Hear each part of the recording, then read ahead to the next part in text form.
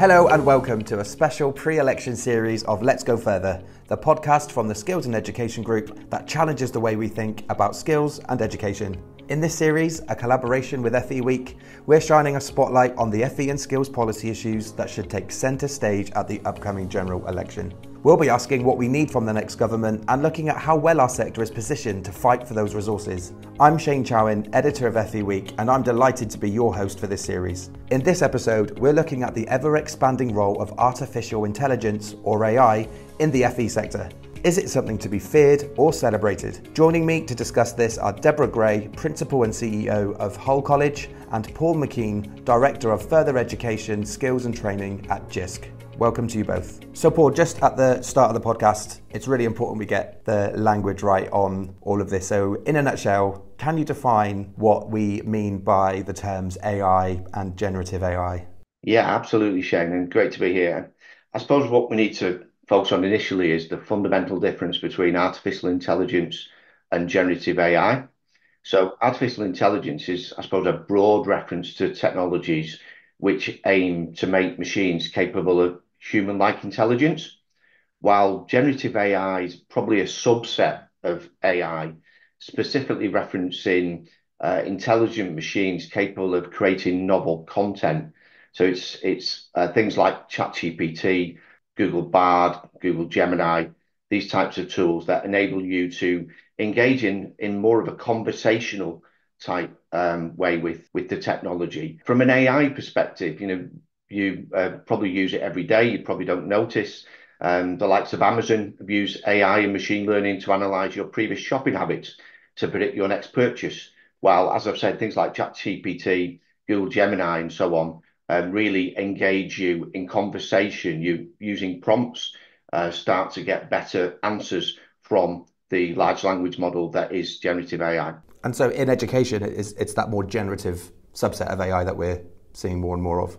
Absolutely. Certainly from an end user perspective, a practitioner or a learner is using generative AI more than the sort of analytics behind deeper machine learning and artificial intelligence. So yes. Fantastic. Good to get that cleared at the onset. So Deborah, as someone that runs a large FE college, is generative AI something to be feared or celebrated? Well, that's a really interesting question. And fair disclosure, I'm a massive digital optimist. But the answer to that question really isn't that simple. So there are lots of reasons to celebrate AI. I think it'll bring huge advancements in healthcare, disease diagnosis, outbreak predictions, personalized medicine, potentially saving millions of lives. It brings huge efficiencies and innovation. Colleagues in colleges like Bishop Burton are doing amazing things with precision agriculture and AI.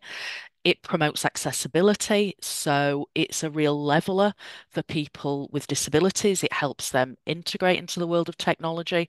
And I think it's got massive potential for economic growth as well.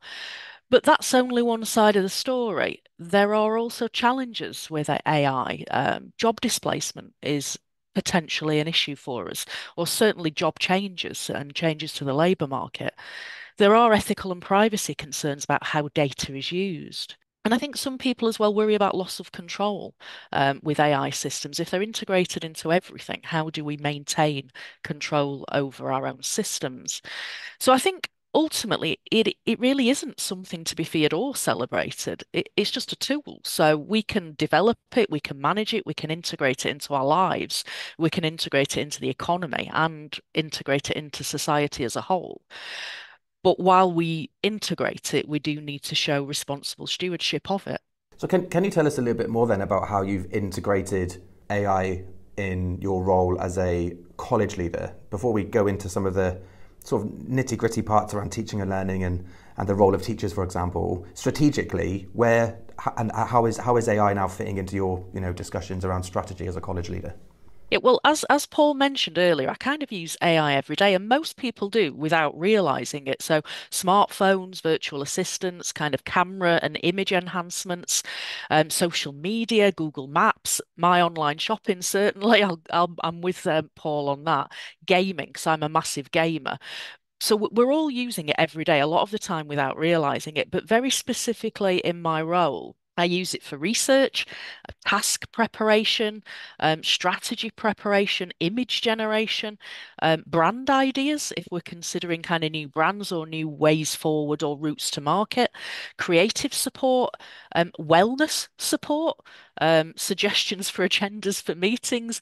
I upload reports to it all the time and say, can you just synthesize this for me really quickly? Data analysis. So honestly, the applications are endless.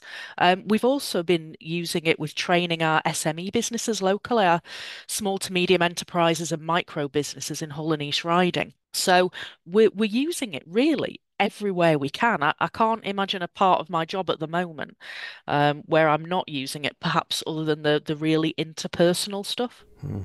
That's really interesting, thank you. We at FE Week recently did an investigation into the use of generative AI by students, and I was really struck by a comment from a sixth form teacher who told us that he just can't trust any work a student has done from home anymore because of the amount of tools that they have access to, the students have access to around generative AI and generating content.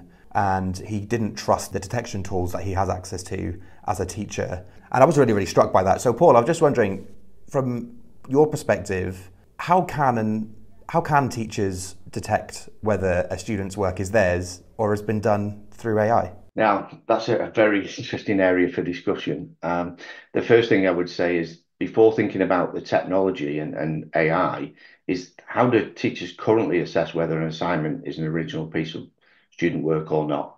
They obviously know the learner, and they can probably compare the piece of work that they've submitted to something that they've done in the past. And that's, a judgment that they should continue to make. I would say we need to be doing this in the first place. We don't need to be attempting to use things like AI detection software, which have been proved to create so many false flags, because in effect, generative AI, going back to sort of how it operates, it generates one word at a time. It's trying to write in a very similar way to how we would form language. If you are a natural English speaker, you have the ability to create words and flows because of your emergence of language in that regard. However, if you are a speaker of a foreign language as a first language, and therefore English is your second or even third language, then you tend to create your phrases, your sentences in a very similar way to a generative AI. So it's quite possible, and it happens quite regularly, that AI detection software will false flag as AI generated work from people who have English as a second language. It's an area of concern for us that you need to really look at the detail of the piece of work rather than how it's written. And the AI detection, if you like, will look at how it's written rather than what it contains. Quite often, you can easily detect that a learner has copied or used generative AI to create a piece of work, because halfway through it will say, I'm a large language model and I can't touch a rock. And clearly the learner has simply copied and pasted that information across. So I would say use the skills that they already have to attempt to see whether that learner has created that piece of work, and ask the question, how have you created this? Where's your evidence? What are your reference points? And ask in a bit more detail about how they've come to the conclusions that they have. And it'll become quite easy to determine whether it is an original piece of learner's work or they have support, not necessarily through generative AI, but some other means to create that piece of work. So some good tips there, Paul. Deborah, just before I bring you in, I just wanted to ask you, Paul, from an organisation that has huge oversight across the technology infrastructure across education, and you're really in the weeds when it comes to what colleges and universities are capable of in terms of their technological infrastructure and capacity. From the outside, it looks like if teachers are already saying they're in a position where they can't trust the work that students are producing outside of controlled environments like exams, then isn't the education sector already on the back foot? I don't think it is. It simply suggests to me that we aren't assessing learning in an appropriate way. And I think that's been a question that's been around for a long time. Are we assessing the same as a Victorian practitioner would have assessed learning way back when? I think we do need to reimagine assessment and potentially this sort of paradigm shift in the opportunity available, not only from the way that learners create their content, but the way that we set assessment and indeed assess learning. Generative AI supports that. I think generative AI tools already being adopted in the workplace, and therefore there's an expectation that employees will be able to use them. So therefore, we need to provide young people and adults who are upskilling with their digital skills, the skills that they need around AI literacies. So as that's what they'll need to utilize in work. So we really need to think about how we're assessing, and does that fit with the workplace that young people and indeed adults are going to move into. Deborah, how does all that sound to you as someone who is a leader of education, a leader of teachers? To what extent has this crossed your desk at Hull College? We've made a point of having it cross our desk. That's part of the reason I think we don't feel on the back foot with this. We made a conscious choice to embrace it and work with the tools. So students are using AI in the same way that staff do, in their normal day-to-day lives, often without being aware of it, but also to research assignments, to support assignment structure, consider different viewpoints, create inspiration and ideas, evaluate the feedback they're given, simplify ideas they haven't really cottoned on to the first time round, and sometimes even spot gaps in their work. I think this is a real inflection point for us in terms of assessment methods. We can't keep using 19th century assessment methods for the purposes of a 21st century economy. So setting students' written work, telling them to go home and do it and bring it back, it's been dated for a very long time. And my view on that is the alternative is not just nationally dated exams, which have been failing students from the moment they were created.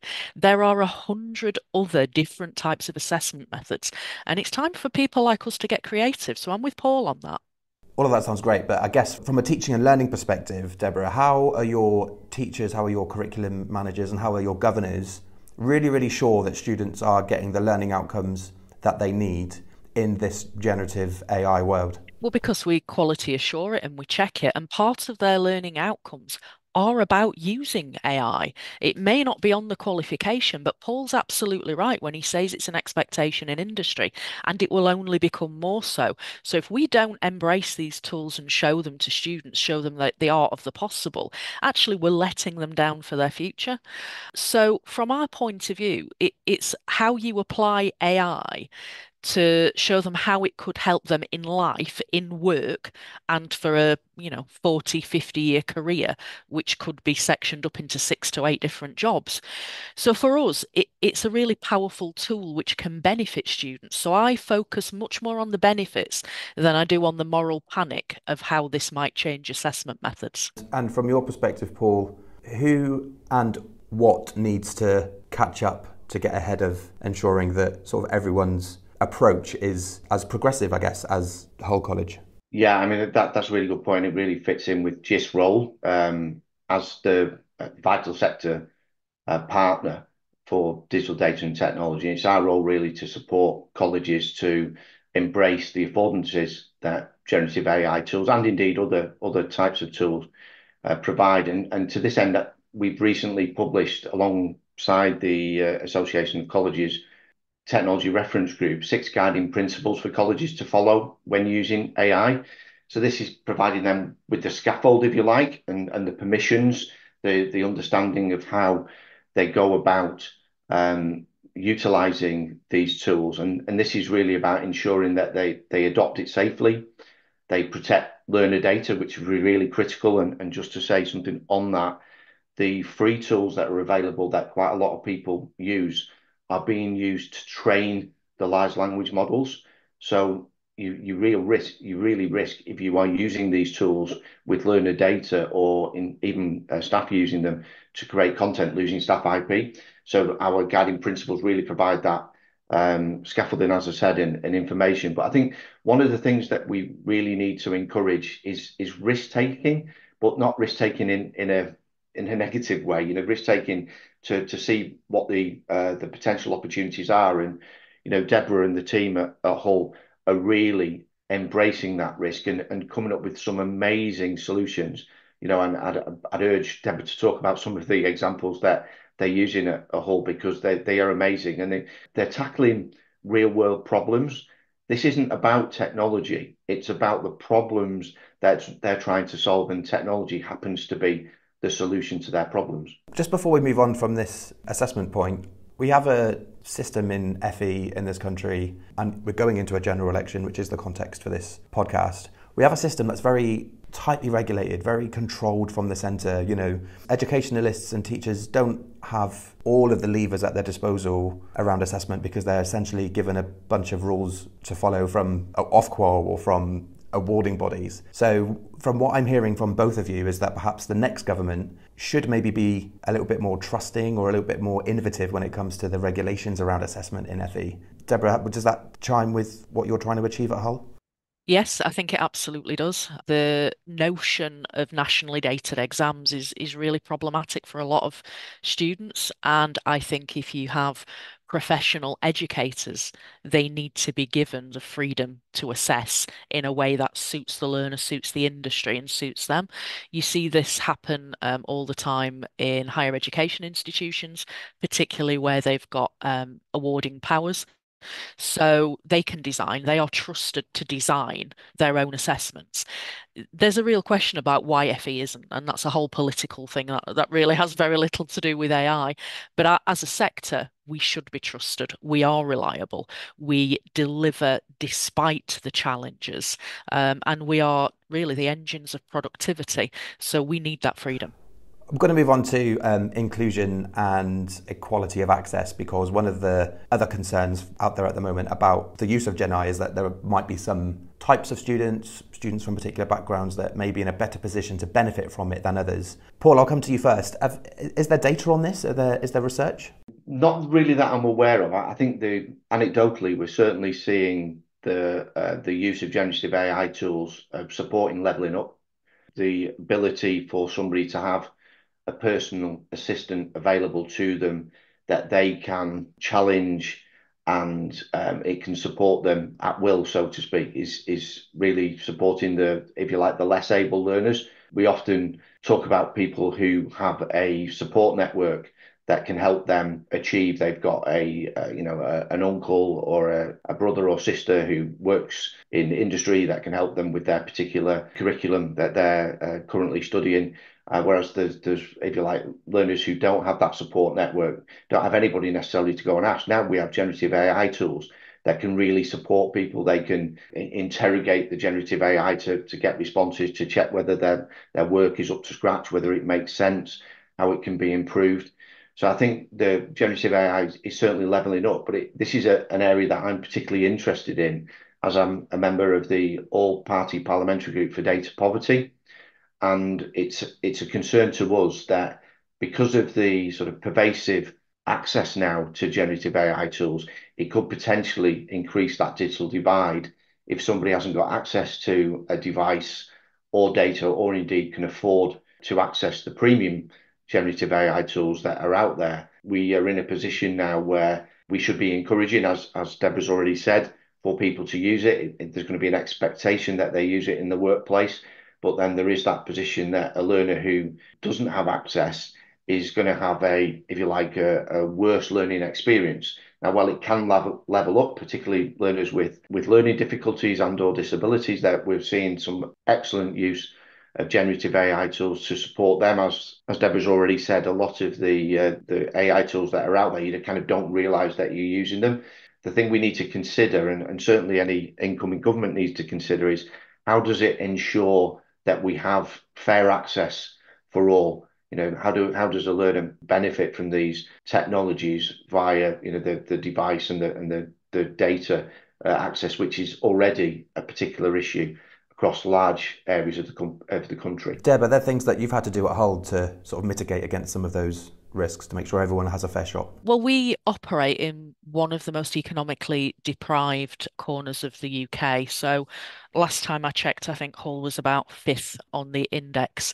So we deal with this in an intersectional way every day. Our students come to us with all kinds of barriers, and it's ultimately our job to help level that playing field for them and then accelerate that so they can stand head and shoulders above anybody else in the sector or whatever field they choose to go into.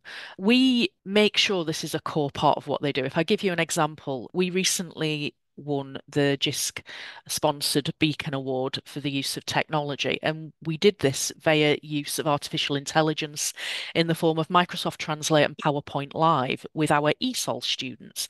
So these are students who have English as a second or third language, but often have come to the UK in very traumatic circumstances. And we deal typically with about 1,000 of these students every year. And we have no idea what their support needs are. They can't communicate what's happened to them on their journey. And through the use of AI-based technologies like Microsoft Translate, like PowerPoint Live, we've been able to communicate with them in a much more immediate, much more intimate way. They can tell us some of the things we need to know so that we can get them the help and support they need. And we can help them adapt culturally to life in modern Britain in a much, much faster way than we ever could when we were using kind of much more traditional classroom methods. That's really fascinating and sounds like it could be a podcast episode all on its own. I do want to move on to talk about the role of teachers, because there's been clearly loads of advances in the use of AI to reduce teacher workload, to support with routine activities around planning, marking, to develop really individual personalised learning plans for students. I'm just wondering, Paul, and then I'll come to you, Deborah, is there a need to fundamentally redefine, I guess, the role of teachers in FE?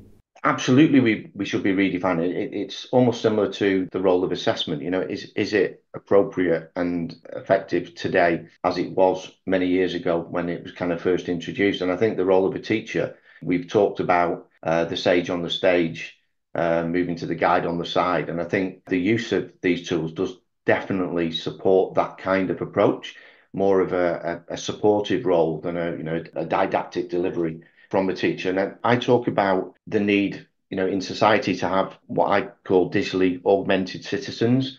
And I certainly think we need to have digitally augmented practitioners.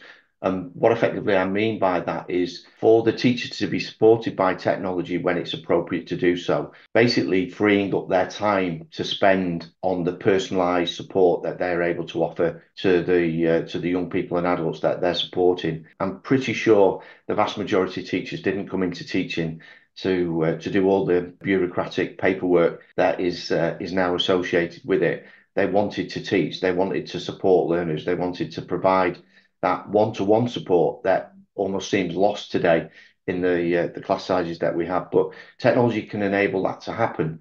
And the positive sign is that we have tools. Jisc have done a recent pilot with FE colleges and actually now moving into HE with Teachermatic. And that's effectively a generative AI tool that has, if you like, pre-written prompts. The prompts are the way that you ask questions or engage with a generative AI large language model. And it can do things like create a session plan, a scheme of work, can analyse a resource and create 10 multiple choice questions. The questions can then be exported into a variety of other tools that will then automatically mark them. So there are a lot of tools out there that can actually support the grunt work, if you like, the more mundane tasks that teachers do on a daily basis. We are moving into the space of automated marking and assessment, but I wouldn't say we're there yet. There is definitely an opportunity for generative AI tools to, if you like, do a first draft of marking and provide some guidance for a practitioner on suggested feedback that they would provide. But we would always, at this stage, encourage practitioners themselves to fully read and digest the submissions that learners have provided and give their honest, objective feedback. There's definitely a role for technology and teachers to come together. Deborah, what's it like to be a teacher at Hull, and do you think that there is enough support out there for teachers to really get ahead of this on behalf of for their students and also become AI literate? There is support out there. It varies from institution to institution, and we've certainly supported a number of institutions with developing their own capabilities. But I'm with Paul on this. You know, we've deployed Teachermatic across the board. Really, we bought 150 licenses, so any teacher who wanted a license could have one. And it although I don't think it helps us redefine the role of a teacher, I think it puts a really powerful tool in the hand of a really good teacher, which elevates their practice. You're absolutely right when you say nobody goes into teaching because they love the paperwork. When some of that administrative burden is removed from them, they can get back to why they did come into the job, which is to share their passion, ignite a spark, train the skills, and build really meaningful relationships with our students. Deborah, thinking about all of that in the round then, and this sort of enhanced new role of teachers, do you think there could be in the future a scenario where we actually don't need as many teachers as we currently need in colleges? No, I don't think so. We've got really high levels of occupational exposure to AI, but that isn't the same as AI replacing teachers. All of the labour market data points to an increase in the labour market needed in education. Teaching's a really, really complex job. It's not just knowledge transmission. So AI can be great at the really simple stuff, but nothing will ever compare to a really experienced classroom teacher who can hold a class of disaffected young people in the palm of her hand while explaining what a mirror weld is, or getting a construction student who's failed GCSE maths 3 times finally over that grade boundary for a 4. So no, I don't think this will replace teachers, but it can augment their practice.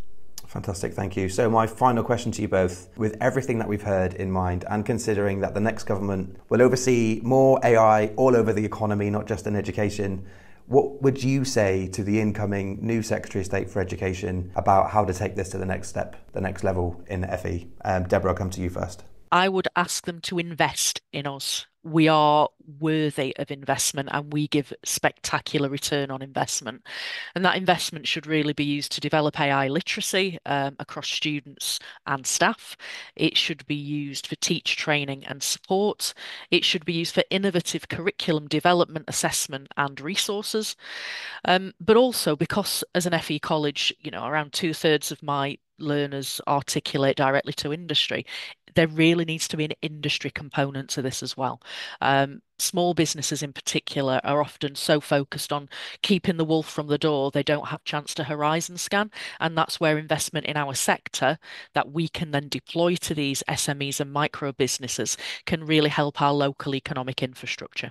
Over to you, Paul. I think we need to ensure the Secretary of State endorses the safe and the ethical use of AI, and we look to adopt it where it is making a tangible difference to teacher workload and the learner experience. It isn't using it for using its sake. But I think one of the key roles that the DFE in England should have is about sharing good practice. It's about shining a light on the holes of this world, showing people how that they can adopt it. The barrier to uptake is very low. AI literacy is effectively the only barrier. So I think including AI literacy within new initial teacher training is also a key thing that we need to do to make sure the upcoming and emerging teaching workforce is able to take advantage where it can. Great, thank you, Paul. And that is all we've got time for this episode of Let's Go Further. I want to say a huge thank you to my guests, Debra Gray and Paul McKean, and to you for listening. We hope you enjoyed the conversation and that it's got you thinking about what we in the FE sector should be asking of our next government. If you have a question for us or a comment on what you've heard, please join in the conversation on social media and remember to subscribe wherever you receive your podcasts to access earlier and forthcoming episodes of Let's Go Further.